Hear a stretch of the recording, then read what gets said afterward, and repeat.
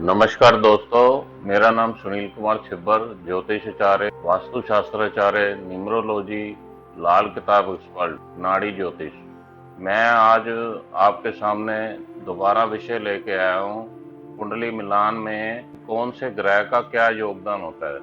आज मेरा विषय है कुंडली मिलान में सूर्य का योगदान। सूर्य का बहुत अच्छा योगदान है। मतलब कि कुंडली मिलान के वक्त सूर्य की पोजीशन देखना बहुत जरूरी है। अगर सूर्य की पोजीशन खराब है, देखो 12 खाने हैं, ये तो मैं आपको पहले ही बता चुका हूँ, मैंने बड़ी वीडियो बनाई है। आजकल सबसे प्राइम सब्जेक्ट है कुंडली मिलान, क्योंकि शादियां लोग कर चुके हैं, कईयों की होनी है, सारे कंफ्यूज चल रहे हैं। शादियां हो चुकी हैं, बर्बादियां हो रही हैं।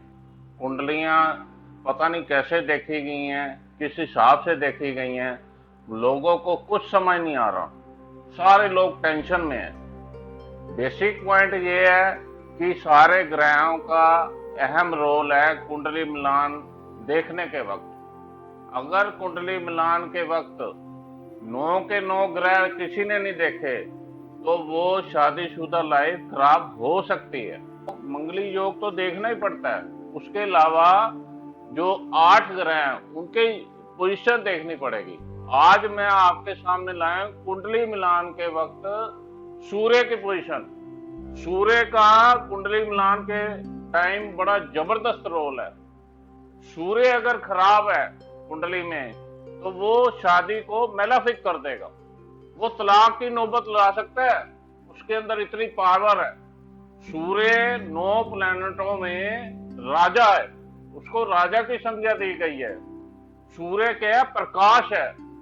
दिन में देखो कितनी उजाला करता है, ऐसे ही जीवन में वो अंधकार भी करता है, प्रकाश भी करता है। ये दोनों फल है सूर्य के। देखो 12 खानों में सूर्य को देखना पड़ेगा, सूर्य कहां बैठा है। अब मैं आपको उसका बेसिक पॉइंट बताता हूं। अच्छा, न्यूमरोलॉजी में क्या पॉइंट है? सूर्य को 1 नंबर दिया गया। जिन व्यक्ति के 1 नंबर, 10 नंबर, 19 नंबर, 28 नंबर, ये 4 नंबर जिस व्यक्ति के जन्म तिथि में आते हैं, किसी एक का होगा जन्म तिथि 4 में से, वो क्या है कि उसका नंबर 1 बनता है। ये सूर्य से रिलेटेड है। ये सारी चीजें न्यूमरोलॉजी में चेक करना पड़ेगा कि उसकी जन्म तिथि के अंदर 1 नंबर आता है कि नहीं। अगर नहीं आता, उसकी रेमेडीज करानी पड़ेगी, बड़ी जरूरी है। उसका वैवाहिक जीवन के साथ बड़ा जबरदस्त कनेक्शन है सूर्य का, न्यूमरोलॉजी में 1 नंबर का। अब मैं आपको बताता हूं सूर्य कहां कहां शादीशुदा लाइफ बर्बाद करता है। बेसिक ये है कि सूर्य, अगर ध्यान से मेरी बात गांठ मान लो, सूर्य अगर 7वें घर में बैठा है, चाहे लड़के का चाहे लड़की का, उसकी मैरिज लाइफ खराब करेगा, 100% करेगा। उसका जब तक उपाय नहीं होगा उसकी मैरिज लाइफ ठीक नहीं हो सकती। वो तलाक तक नौबत कर देगा, तलाक तक, सेपरेशन, तलाक, लड़ाई झगड़े, कोर्ट केस, पुलिस केस, ये सारे उसको गंदे रिजल्ट देता है। वो शुक्र बर्बाद हो जाएगा इससे। शुक्र क्या है? लड़की का हस्बैंड माना जाता है और लड़के का वाइफ मानी जाती है। शुक्र का ये रोल है शादीशुदा लाइफ में। लोग आजकल देख रहे हैं सॉफ्टवेयर में अनजान व्यक्ति को कुंडलियां दिखा देते हैं। उनका मेन बेसिक फंडा ये है, वो बस 18 से 36 गुण के अंदर देख लिया और मंगल देख लिया, कहां बैठा है, मंगली है कि नहीं। बस सिर्फ 2 चीजें देखते हैं, कुछ नहीं, इसके अलावा कुछ नहीं देखते। उनको ये नहीं पता सूर्य का क्या रोल है, चंद्रमा, बृहस्पति, राहु, केतु, मंगल, कुछ नहीं पता। ना देखना आता है, ना वो देखेंगे। इसी वजह से शादीशुदा लाइफ में दरार पैदा हो रही है। लड़के ही परेशान, लड़का ही परेशान। अब कुंडली में सूर्य की बात कर रहा हूं। अच्छा, जिसका सूर्य 7th हाउस में है, उसका पति कैसा होगा? क्रूर स्वभाव का होगा। सूर्य क्रूर ग्रह, उसका पति गुस्से वाला होगा। सूर्य जहां बैठ के उस घर को बर्बाद कर देता है, तबाह कर देता है, उस घर में जो भी फल होते हैं वो जीरो कर देता है। अब क्या है, ये पति पत्नी का खाना है, 7th हाउस, यहाँ पे स्पाउस का घर है, यहाँ सूर्य के बैठने से ये घर बर्बाद हो गया, जल गया। अच्छा, कई मैंने सूर्य 7th हाउस वाले देखे हैं, उसकी शादी नहीं होती। मेरे पास कई लोग ऐसे आए हैं, 40 साल हो गए हैं, लड़की और लड़की की शादी नहीं हुई, वो शादी भी डिले करता है, और अगर शादी कर देगा तो बर्बादी कर देगा। ये उसका फंडा है, ये उसका स्वरूप है सूर्य को। सूर्य 7th हाउस में जिसका भी बैठा है, देख लो, गांठ मान लो मेरी ये बात को, अपनी कुंडलियां चेक कर लेना, उसका जब तक निवारण नहीं होगा उसको यश मिल ही नहीं सकता। पति पत्नी की रिस्पेक्ट नहीं करेगा, पत्नी पति की रिस्पेक्ट नहीं करेगा। जिसका भी सूर्य 7th हाउस में है, दोनों की बिल्कुल नहीं बनेगी, उनके विचारों में फर्क होगा, उनके लड़ाई झगड़े रहेंगे, वो डिप्रेशन में रहेंगे। स्पाउस जो है वो क्रूर स्वभाव का होगा, गुस्से वाला होगा, और इसमें क्या होगा, धीरे धीरे उनका सेपरेशन हो जाएगा, अलगाव हो जाएगा। इसका रोल ही यही है, ये जहां भी बैठ जाए उस ग्रह के फलों को जला देता है, ये इसका रोल है। इसलिए सूर्य का बड़ा जबरदस्त रोल है। अब यहाँ पे ये पॉइंट बिल्कुल 100% फिट बैठ रहा है। सूर्य का देखो कितना जबरदस्त रोल है। सूर्य देखो, करोड़ों लोगों की आबादी है, सूर्य किसी ना किसी का 7th हाउस में बैठा होता है। मेरे पास लोग आते हैं, सूर्य 7th हाउस में होता है, मैं उनको यही बोलता हूँ, शादी बड़े ध्यान से करना, सोच समझ के करना, जल्दबाजी मत करना शादी में, नहीं तो बाद में पछताना पड़ेगा। अब इसके बाद 7th हाउस का मैंने आपको लॉजिक बता दिया, भाई सूर्य 7th हाउस में खराब होता है। अब सूर्य, सेकंड पॉइंट बताता हूं मैं, जो बड़ा मोस्ट इंपोर्टेंट पॉइंट है। सूर्य अगर शुक्र के साथ बैठ गया, शुक्र के साथ सूर्य कहीं भी बैठ गया 12 खानों में से, तो भी मेरी लाइफ बड़ी खराब रहेगी। ये भी एक सेकंड पॉइंट है, 100%, मतलब कि उसके ऊपर मैंने रिसर्च की है, ऐसे लोगों की कुंडलियां मैं देख चुका हूं, कि इसमें एक्सपीरियंस ले चुका हूं। जिसका भी सूर्य और शुक्र उनकी युति होगी है आपस में, तो वो भी मेरी लाइफ खराब करेगा, चाहे 12 खानों में किसी भी घर बैठा हो। इसका कारण क्या है, क्योंकि शुक्र है हस्बैंड वाइफ, शुक्र है सेक्स का देवता, और सूर्य क्या है, शुक्र को बर्बाद कर देगा सूर्य बैठते ही। और सूर्य के साथ शुक्र बैठ गया तो शुक्र अस्त हो जाएगा।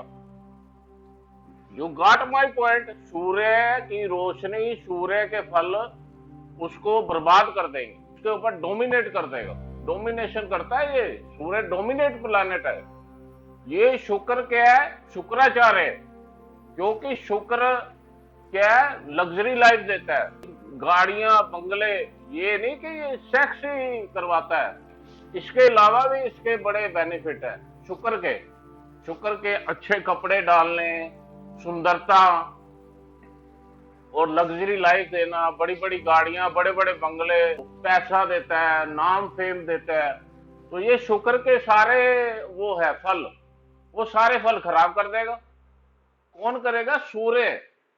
और सबसे पहले अटैक करेगा हस्बैंड वाइफ के रिलेशन पे, उसके रिलेशन खराब कर देगा ये, फिर वो सेपरेशन कर देगा ये जब सूर्य के साथ शुक्र बैठा होगा। और उसके बाद जब भी ट्रांजिट होता है, एक होता है गोचर, उसके अंदर सूर्य और शुक्र आ जाए, तब भी हस्बैंड वाइफ में लड़ाई हो जाएगी बिना वजह, कोई सिर नहीं, कोई पैर नहीं, उन दोनों के अंदर दरार पैदा कर देगा। ये सूर्य और शुक्र क्या है, ये दोनों दुश्मन ग्रह है। सूर्य राजा है और शुक्र क्या है, शुक्र दैत्य गुरु है। ये दोनों के दुश्मनी है, एंटी है, बड़े एंटी है, जानी दुश्मन है ये दोनों। और ये क्या है, सूर्य आग, सूर्य रोशनी, वो इसके फलों को बर्बाद कर देगा। जो भी शुक्र के फल है, शुक्र के फल मैंने आपको बता दिए कौन कौन से होते हैं। इसी कारण ये शादीशुदा लाइफ खराब कर देगा। जिसका कुंडली में सूर्य और शुक्र का मिलान हुआ पड़ा है 12 घरों में कहीं भी, उसकी मैरिज लाइफ खराब कर देगा। अब क्या है, first house, second house, third house, ऐसे 12 घर हैं जो कहीं भी दोनों बैठे हैं, उसके अलग अलग उपाय हैं। क्योंकि यहाँ पे सूर्य के फलों को कम करना पड़ेगा और शुक्र के फलों को अच्छा करना पड़ेगा। उपाय दे के बड़े जबरदस्त उपाय करवाने पड़ते हैं, ये तब जाके मैरिज लाइफ थोड़ी पटरी पे आती है। नहीं तो ये इंसान तड़पता रहता है, पति पत्नी के प्यार के लिए तड़पता रहेगा, पत्नी पति के प्यार के लिए तड़पती रहेगी। ये इसका 100% लॉजिक मैंने बता दिया आपको। इसलिए ये देखो सूर्य का कितना जबरदस्त रोल आ गया कुंडली में, और इसको सारे नजरअंदाज कर देते हैं। सूर्य क्या है, सूर्य देखो यहाँ पे, अच्छा सूर्य धन ऐश्वर्य वो भी देता है। अगर अकेला बैठा हो कहीं भी जगह, सूर्य फर्स्ट हाउस में उच्च का है, वो क्या है कि उसका रुतबा होगा, वो पॉलिटिक्स में जा सकता है और उसके बड़े लिंक होंगे अच्छे अच्छे, और वो हाई पोजीशन पे जा सकता है। मगर वहां पे इंसान उसके बाल उड़ा देगा। सूर्य फर्स्ट हाउस में जिसका होगा उसके बाल या तो पतले होंगे लेडीज के, और जेंट्स के बाल उड़ा देगा। थर्ड हाउस में पराक्रम देता है, और वो उसके अंदर पराक्रम बड़ी जबरदस्त होगी, वो किसी से डरेगा नहीं, निडर होगा। फिफ्थ हाउस में क्या है, फिफ्थ हाउस में बच्चों का है, उसके बच्चे की बड़े तेज होंगे लाइफ में, उसके बच्चे उसका साथ भी देंगे, और वहां पे उसके बच्चे बड़े हेल्दी पैदा होंगे। तो ये कई चीजें हैं, 9 प्लैनेट है, उनके पोजीशन देके सारे फल देने पड़ते हैं और सारे उपाय देने पड़ते हैं। अब यहाँ पे मैं शुक्र और सूर्य का मैंने आपको थोड़ा लॉजिक बता दिया। इसलिए मेरी आपसे रिक्वेस्ट है, कुंडली आप सॉफ्टवेयर में मत मिलाइए और किसी अनजान व्यक्ति से ये कुंडली मिला के शादी मत कीजिए, क्योंकि शादी बड़ा प्राइम सब्जेक्ट है। इसके ऊपर आप अलर्ट हो जाओ, क्योंकि मैं देख रहा हूँ शादियां हो चुकी हैं, बर्बादियां हो रही हैं, दबादब, परेशान, टेंशन, कोर्ट केस, पैसा बर्बाद हो रहा है, टेंशनें, डिप्रेशन, सब कुछ दे रहा है। मेरी हाथ जोड़ के विनती है, जिनकी हो गई है वो थोड़ा अपना कुंडली चेक करवा लो अच्छी जगह, ताकि आपको जीवन आपका आगे सुखी हो जाए और आपको एक अच्छा स्पाउस मिल जाए। मैं तो यही ईश्वर से प्रार्थना करूंगा। मगर कुंडली में सब कुछ दिख जाता है, सूर्य का रोल भी देखना बड़ा जरूरी है, चंद्रमा का भी और मंगल का भी, बुध का, बृहस्पति का, शुक्र का, शनि का, राहु का, केतु का। मैंने सारे ग्रह आपको बता दिए, 9 के 9 नाम लेके। इनके सारे ग्रहों के रोल देखने पड़ेंगे, ये कहाँ बैठे हैं, अकेले बैठे हैं कि किसी के साथ बैठे हैं, शुक्र अकेला बैठा है या किसी के साथ बैठा है।